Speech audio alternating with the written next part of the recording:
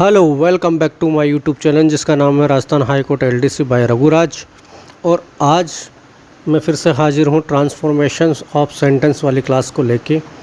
आज हम 3 टॉपिक को कवर करते हुए चलेंगे, तो लेट्स स्टार्ट। यदि आप इस चैनल पर नए हैं तो प्लीज़ सब्सक्राइब दिस चैनल। बिना किसी देरी के हम बढ़े आगे। ट्रांसफॉर्मेशन ऑफ सेंटेंसेस वाले मैटर में टॉपिक में मैंने use of no sooner than वाला टॉपिक अपन ने पढ़ा, नॉट ओनली बट आल्सो वाला हमने पढ़ा। आज हम रिमूव इफ़ अनलेस वाले को रिमूव करते हुए पढ़ेंगे, रिमूव टू को रिमूव करते हुए पढ़ेंगे, और क्वेश्चन टैग का किस तरीके से इस्तेमाल होना है वो सब जानेंगे। फिर लास्ट के अपने ये 4 जो टॉपिक हैं ये बचेंगे, इनको अगले क्लास में अपन देखेंगे। तो लेट्स स्टार्ट। अपन ने use not only but also तक पढ़ लिया था। अब हम पढ़ते हैं रिमूव। इफ़ और अनलेस को रिमूव किस तरीके से करना है। तो इफ़ का अर्थ होता है यदि। ये इफ़ एंड अनलेस वाली जो वर्ड्स है इनको कंडीशनल वाले सेंटेंस में जहाँ कोई शर्त हो ऐसे वाले वाक्यों में इनका यूज़ किया जाता है। इफ़ का और नॉट अनलेस वाले क्वेश्चन सेंटेंसेस में इन वर्ड्स का इस्तेमाल किया जाता है। तो इनको रिमूव करते हुए अपन चलेंगे। अब पहला एग्जांपल हम देखें तो इफ़ प्लस नॉट। यदि इफ़ प्लस नॉट अपन रखें तो ये किसके इज़ इक्वल हो जाता है, अनलेस के। तो इफ़ प्लस नॉट यानी यदि नहीं, तो अनलेस का मतलब है जब तक, मतलब जब तक ये चीज़ नहीं हो तो नहीं होगा, यदि नहीं होगा। तो अब फॉर एग्जांपल हम समझे, if you water the plants they will not die. यदि तुम पानी देते रहोगे पौधों को, यदि तुम पानी दोगे पौधों को, दे विल नॉट डाई, वह मरेंगे नहीं। मतलब एक तरीके से मरने से मतलब यही है कि वो मुरझा नहीं जाएंगे या फिर बिल्कुल ही ख़त्म नहीं हो जाएंगे, डिस्ट्रॉय नहीं होंगे, एक तरीके से मरेंगे नहीं। तो ये इसका मीन निकल के आता है। बट अब इसको जब ट्रांसफॉर्म अपन करें तो जैसे देखें इसको, unless you water the plants they will die. जब तक तुम पानी नहीं दोगे पौधों को, जब तक तुम पानी नहीं दोगे पौधों को, दे विल डाई, वह मरेंगे। तो मतलब यही निकल रहा है पहले का, उसमें ये कहा गया कि if you water the plants, यदि तुम पानी दोगे पौधों को, दे विल नॉट डाई, तो वो मरेंगे नहीं। और अब जब इनको ट्रांसफॉर्मेशन अपन करते हैं अनलेस का यूज़ करते हुए, तो unless you water the plants, जब तक तुम पानी नहीं दोगे, मतलब इसमें नेगेटिव है ये वाक्य अनलेस, इसमें नॉट का सेंस छिपा हुआ रहता है, इसका अर्थ होता है जब तक।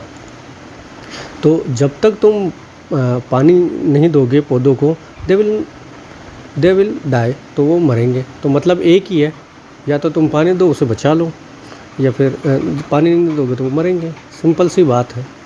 तो इस तरीके से ट्रांसफॉर्मेशन ऑफ सेंटेंस का मतलब ही यही है कि भाई ग्रामेटिकली उसको सेंटेंस को अपने को तब्दील करना है, बदलना है, चेंज करना है, कन्वर्ट करना है। बट जो उसका मीन है, जो उसका सेंस जो निकलेगा, मतलब जो निकलेगा उसका, वो चेंज नहीं होना चाहिए।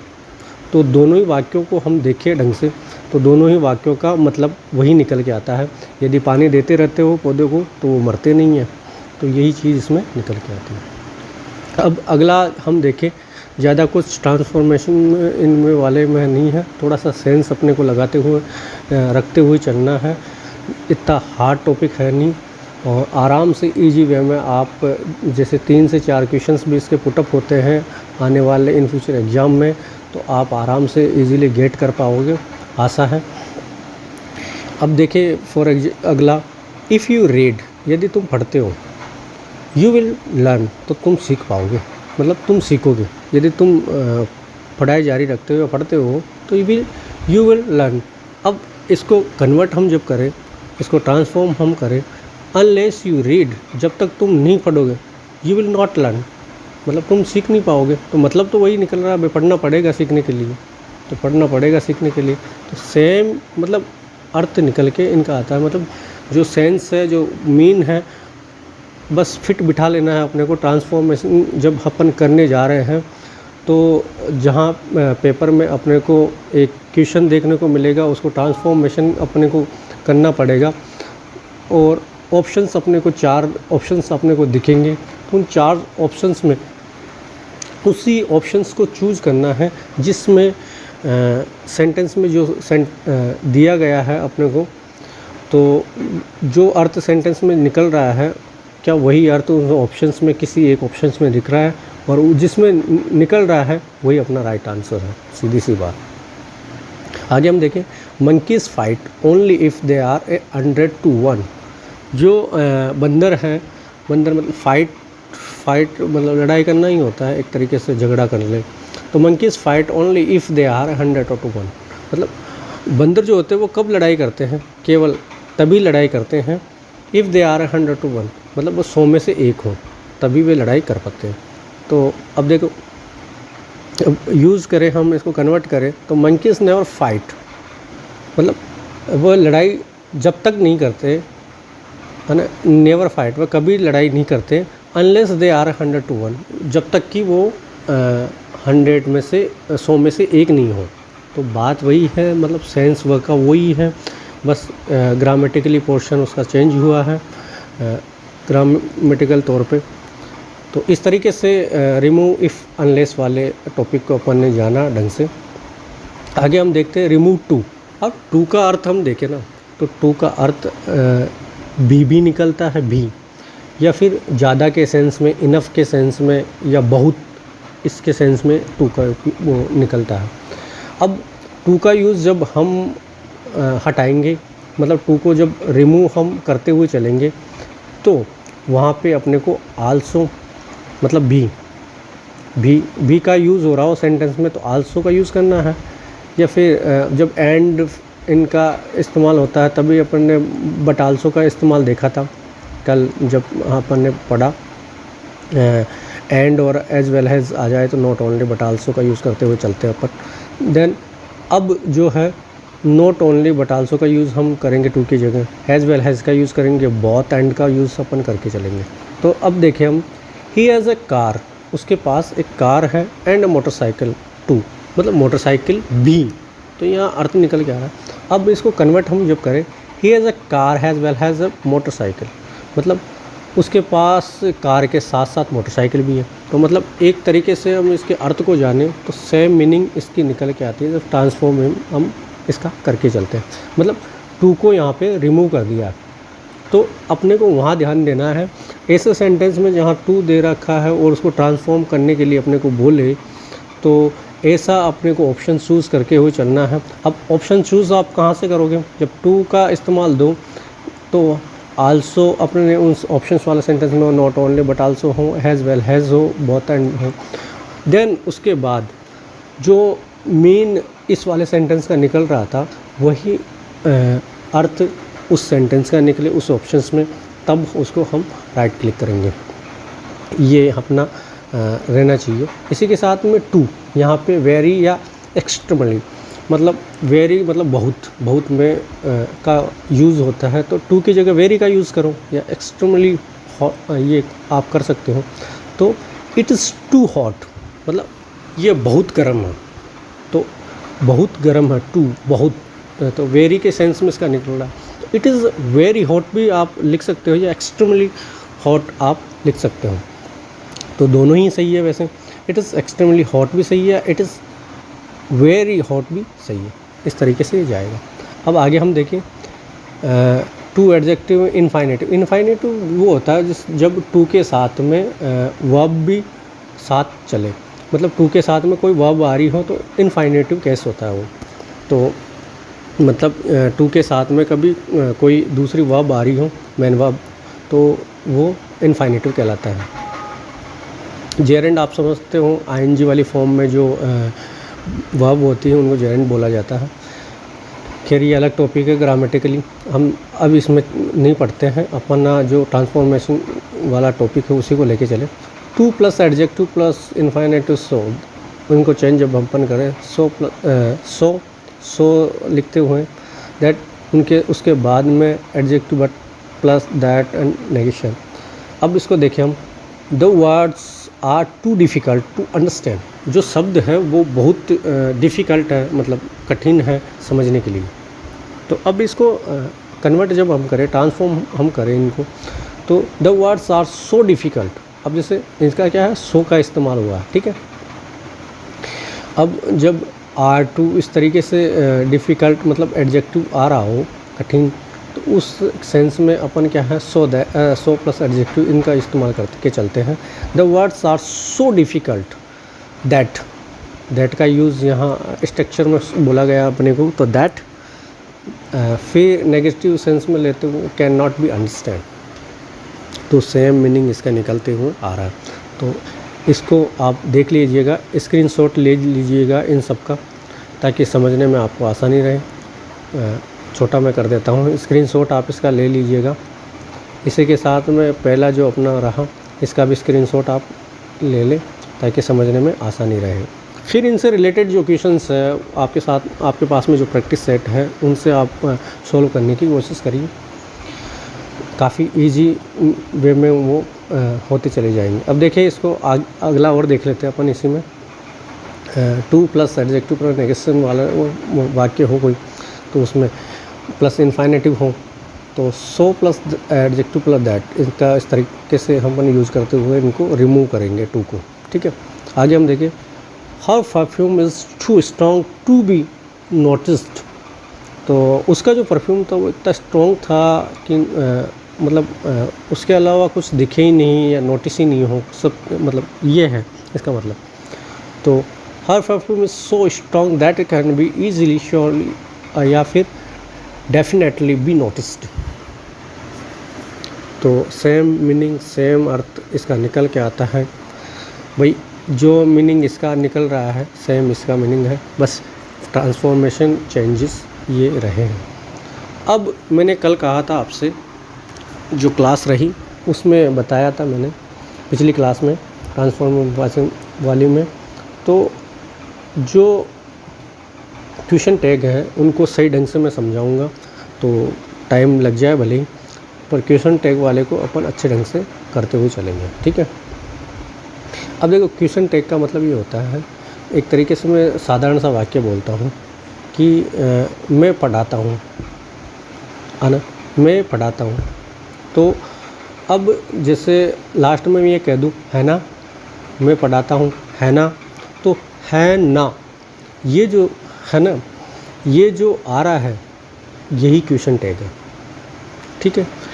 अब इसको परिभाषा में अपन जाए, डेफिनेशन में, किसी भी वाक्य के बाद आने वाला एक छोटा सा सवाल क्या है ना, तो एक तरीके से वो क्वेश्चन ही हो गया, छोटा सा सवाल, तो क्वेश्चन टैग कहलाता है।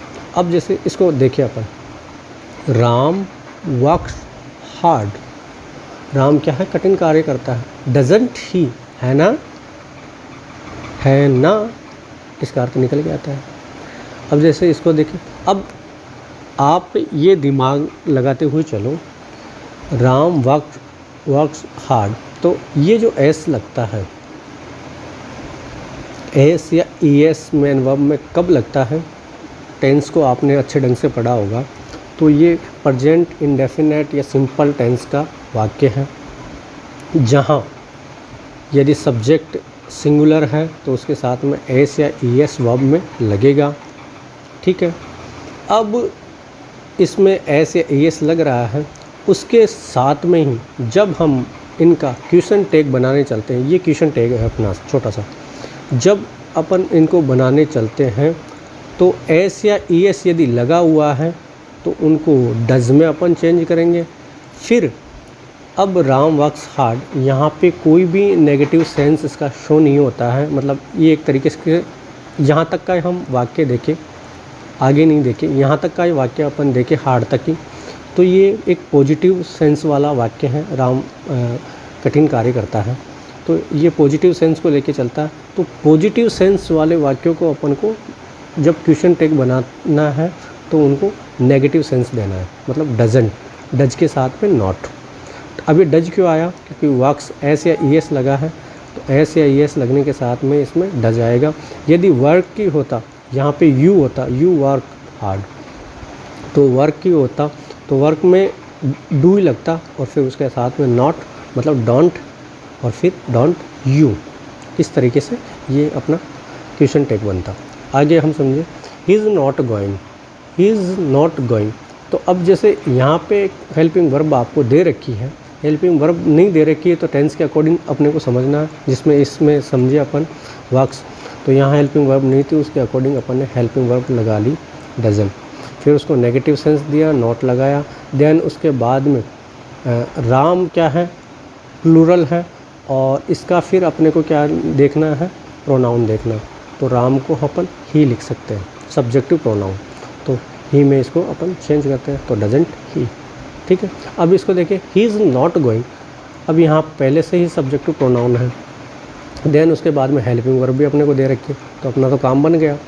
और ये नॉट वाला सेंस अपने को दे रहा है। यहाँ तक अपन देखें तो ये नेगेटिव सेंस शो करता है, मतलब गोइंग तक देखें, ही इज़ नॉट गोइंग, वह नहीं जा रहा है, तो नहीं का ये देता है। तो अपने को इसको पॉजिटिव वे में क्वेश्चन टैग बनाना है। तो सबसे पहले तो हेल्पिंग वर्ब का अपन इस्तेमाल करके चलेंगे। तो इज़ इसमें दे रखा है तो इज़ नहीं, वरना अपन को टेंस से पहचान करनी है। ठीक है, देन उसके बाद में अपने को प्रोनाउन का ही इस्तेमाल करना है हमेशा, ये याद रखें, सब्जेक्टिव प्रोनाउन का इस्तेमाल अपने को करते हुए चलना है। तो ही यहाँ दे रखा तो ही, तो ही इज़ नॉट गोइंग, वह नहीं जा रहा है।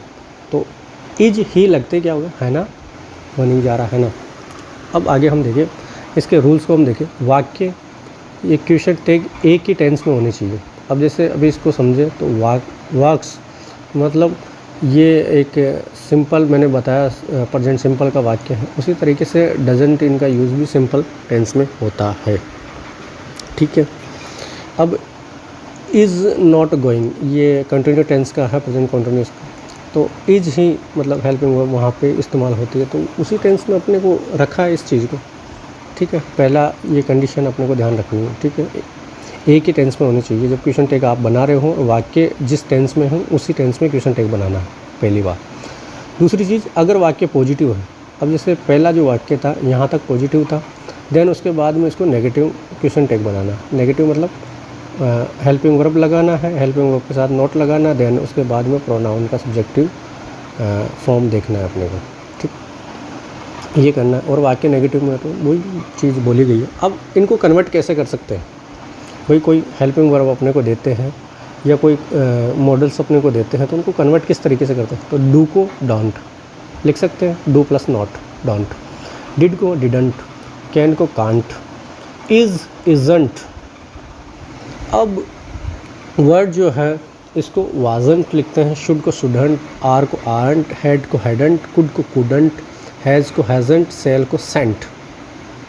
ये ध्यान देने वाली है, इसीलिए इनको क्या है पर्पल कलर में मैंने करा है, क्योंकि आपको ध्यान रहे। वर्ब मतलब वाजंट, सेल को सेंट, और एम को आरंट। एमेंट नहीं होता है कभी भी, आरंट। ठीक है, विल को वांट, यूज टू जब आ जाए यूज टू मतलब इनको चेंज करेंगे डिडंट में। नीड नॉट को नीड में, हैव को हैवंट में, इस तरीके से चेंज करेंगे। इसका भी स्क्रीनशॉट आप ले सकते हो। ठीक है, आगे बढ़े हम। आई होप ये समझ में आ रहा होगा आपको। आगे हम देखें तो कुछ नकारात्मक शब्द होते हैं। अब जब नकारात्मक है तो वाक्य जब नकारात्मक है तो उनको क्या है हम पॉजिटिव वे में क्वेश्चन टैग का वो करेंगे। तो ये शब्द आप रट लीजिए, little, few, hardly, scarcely, rarely, seldom. ये जो वाक्य हैं इनको क्या है आप देख लीजिए, अपने दिमाग में बिठा लीजिए, फिर इनका जब प्रयोग करते हैं हम क्वेश्चन टैग हम जब बनाते हैं तो इनका सकारात्मक होगा।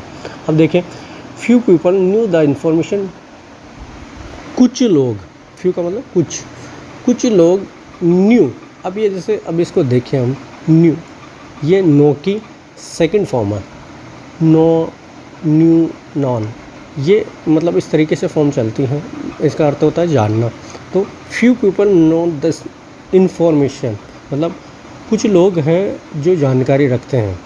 ठीक है, डिड दे, अब ये क्या है फ्यू की वजह से ये क्या हो गया, नेगेटिव सेंस वाला वाक्य हो गया, मतलब कुछ नकारात्मक।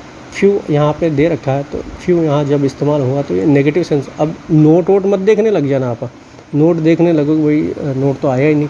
फिर इसको गलत करके आ जाओ यहाँ पे, डिड नॉट दे करके आ जाओ, तो ये नहीं करना है पहली चीज़, ठीक है। देन उसके बाद में अपने को फ्यू ये से शब्द इसीलिए तो बताए क्योंकि ये क्या है, नेगेटिव सेंस शो करते हैं। तो few people new the information, अब इसके अकॉर्डिंग सेकंड फॉर्म है। सेकंड फॉर्म में जो होता है अपना हेल्पिंग वर्ब, तो डिड का इस्तेमाल। अब जो दे आया है वो किसके अकॉर्डिंग आया, पीपल। पीपल क्या है, प्लूरल सेंस को शो करता है, प्लूरल बताता है, बहुवचन है एक तरीके से। तो बहुवचन है तो बहुवचन के लिए जो प्रोनाउन यूज़ होगी वो दे होगा, ठीक है। आगे हम देखें, we seldom see them. Seldom होता है कभी कभी, कभी कभी, ठीक है। तो वी सेल्डम सी दैम, हम कभी कभी उसको देखते हैं, उन्हें देखते हैं, ठीक है। डू वी मतलब है ना, इसका अर्थ भी ये निकलता है ना। तो वी सेल्डम दैम, तो सेल्डम जो है ये क्या है, नेगेटिव सेंस शो करता है, सेल्डम, ठीक है। तो इस वजह से यहाँ पे डू नॉट नहीं आया। तो अब जब ये वाक्य है सी, वी के साथ में मेन वर्ब की फर्स्ट फॉर्म आ रही है, सी साव सीन, इस तरीके से चलता है। तो अब डू का इस्तेमाल इस तरीके से रहा हेल्पिंग वर्ब में। देन उसके बाद में अपने को सब्जेक्ट दे ही रखा है, तो उसको वैसे के वैसे अपन रख देंगे। अब ये आप देख लेना। अब देखिए हम a few and a little. अब यहाँ पे आपने देखा लिटिल और फ्यू ये है, तो ये तो नेगेटिव सेंस शो करते हैं, बट ए फ्यू और ए लिटिल ये जो होते हैं ये वाक्य, ये पॉजिटिव सेंस में शो होते हैं, तो इनको भी जानना ज़रूरी है। फ्यू आ रहा है, यदि इसको हटा दूँ मैं, ए को नहीं अपन लें यहाँ पे, तो ये अपना डिडंट यहाँ पे गलत है, यहाँ पे डिड दे ये होगा। बट यहाँ पे जैसे ए लग गया तो ए क्या है, पॉजिटिव सेंस देने लग गया, तो ठीक है। A few people new the answer didn't, तो इस तरीके से अपन चेंज करेंगे, मतलब ये अपना पॉजिटिव है तो इसको नेगेटिव में अपन रखेंगे। मैंने बता ही दिया भाई, यहाँ पे हेल्पिंग वर्ब लेंगे और फिर लेंगे अपन प्रोनाउन सब्जेक्टिव फॉर्म में, ठीक। अभी प्लूरल है तो प्लूरल के अकॉर्डिंग दे का इस्तेमाल होगा। यहाँ पे न्यू सेकंड फॉर्म है, उसके अकॉर्डिंग हेल्पिंग वर्ब में डिडंट का इस्तेमाल होगा। इसी तरीके से हमने इसको चलते, a little progress has been made, तो इसी तरीके से हैज़ का इस्तेमाल हुआ, तो हैज़ंट ले लिया अपन ने, मतलब। और ए लिटिल प्रोग्रेस, जब कुछ भी अपने को एक तरीके से दिखता नहीं है तो इट का अपन इस्तेमाल करेंगे सब्जेक्टिव प्रोनाउन के तौर पर। अब आगे हम बढ़े तो कुछ शब्द जो होते हैं वो एक वचन होते हैं, जिनका क्वेश्चन टैग बनाते समय इनको बहुवचन समझा जाता है। होते तो ये एक वचन ही है, लेकिन इनको क्वेश्चन टैग जब हम बना रहे हों तब इनको क्या है, बहुवचन समझेंगे। एवरीवन का मतलब प्रत्येक होता है, एनीवन में भी एनीवन कोई, समवन किसी, नो वन कोई नहीं। तो इस तरीके से समबडी, एवरीबडी, एनीबडी, नोबडी, ये जो वाक्य हैं वन से बनने वाले, बॉडी से बनने वाले, तो इनको वाक्यों को क्या है, प्लूरल समझा जाता है कि बनाते हैं। जैसे एवरीवन वाज हंग्री, तो सभी, एवरीवन का अर्थ यहाँ सभी ले, तो सभी जो थे भूखे थे, तो वर्ड दे, तो इनको चेंज जब हमने करा तो वाज जो है, अब वाजंट नहीं लिख सकते क्योंकि अपन ने यहाँ देखा है भाई, ये जब शब्द आ जाए तो क्वेश्चन टैग बनाते समय इनको बहुवचन समझना चाहिए। और बहुवचन जब हम समझ रहे हैं तो वाज तो लगता है सिंगुलर के साथ में, और वर्ड जो लगता है वो प्लूरल के साथ में लगता है, उसके अकॉर्डिंग इसको पेरेंट अपन करके चलेंगे दे, ठीक है। आगे हम देखें, अगर वाक्य की शुरुआत देयर से हो। अब देयर का अर्थ ये समझे अपन, जब भी देयर के साथ में कोई भी हेल्पिंग वर्ब जब लगती है तो वो हमेशा उसके नाउन और सब्जेक्ट के अकॉर्डिंग लगती है, हमेशा ये याद रखें। जैसे देयर इज जो लगा है ना यहाँ पे कभी कभार आपने देखा होगा देयर आर भी देखा होगा, जैसे वर आ रहा है इसमें, ठीक है। अब ये गुड स्कूल्स, ये इसकी वजह से आता है यहाँ पे,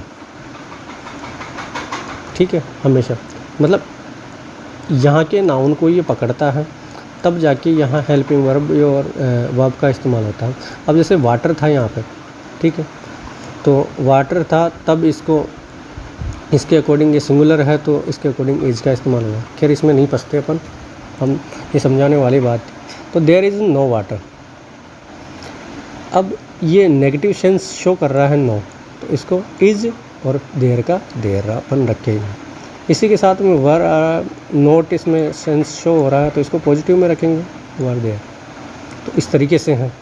अगर हम देखें, अगर वाक्य की शुरुआत लेट प्लस अस, तो इसको शॉर्ट में अपन लेट्स भी बोलते हैं, से हो तो क्वेश्चन टैग हमेशा क्या बनाएंगे, शैल बी। क्या बनाएंगे अपन, शैल बी। ठीक है। तो अब जैसे इसमें है लेट्स स्टार्ट नाउ, शुरू करें तो शैल बी है ना। तो इस तरीके से ये निकल के आएगा। तो लेट्स स्टार्ट नाउ को अपन जब बनाएंगे क्वेश्चन टैग इनका तो शैल बी अपन रखेंगे। ये याद कर ले, ढंग से रट ले इस चीज़ को। आगे हम देखें none of, some of, most of, all of, ये जब आए तो इनके बाद में जो सब्जेक्ट आते हैं वो हमेशा प्लूरल होते हैं। सिंगुलर हो प्लूरल होते को इनको जब हम क्वेश्चन टैग बनाते हैं तो उसी सब्जेक्ट को समझते हुए इनको बनाते हैं। जैसे हालांकि इन सब्जेक्ट में से कोई एक या इन चीज़ों को लेके रखता है।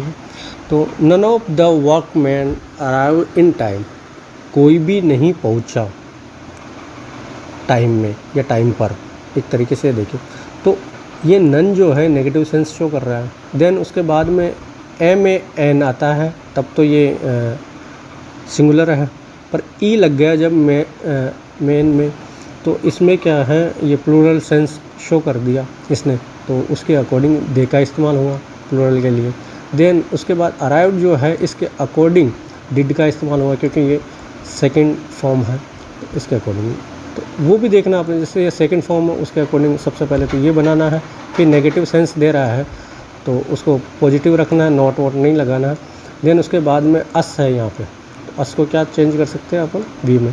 तो मैंने पहले बताया था आपको सब्जेक्टिव प्रोनाउन फॉर्म रखनी है, प्रोनाउन की सब्जेक्टिव फॉर्म रखनी है। तो अस जो है वो एक तरीके से पॉजेसिव वाली है, तो इस सॉरी वी ओवर है पॉजेसिव वाली। अस को हम देखें तो ऑब्जेक्टिव नाउन है एक तरीके से हम देखें, तो इसको सब्जेक्टिव में चेंज करें तो वी में चेंज होगा। इसी तरीके से अब इसके अस के अकॉर्डिंग देखें तो वी आ जाएगा। देन उसके बाद में ऑल ऑफ, इसमें नेगेटिव सेंस कहीं नहीं शो हो रहा है और वाक्य हमने को देखना है तो ये सिंपल टेंस का लग रहा है, तो उसके अकॉर्डिंग डोंट, ये आपको देखते हुए चलना है। ठीक है। अब इम्पेरेटिव सेंटेंस में अपन जब इनको चेंज करते हैं क्वेश्चन टैग में, तो वो जो क्वेश्चन टैग इनका बनता है तो विल यू बनेगा। अब जैसे इसको देखें, don't be late for dinner, मतलब रात के खाने के लिए लेट मत हो ना।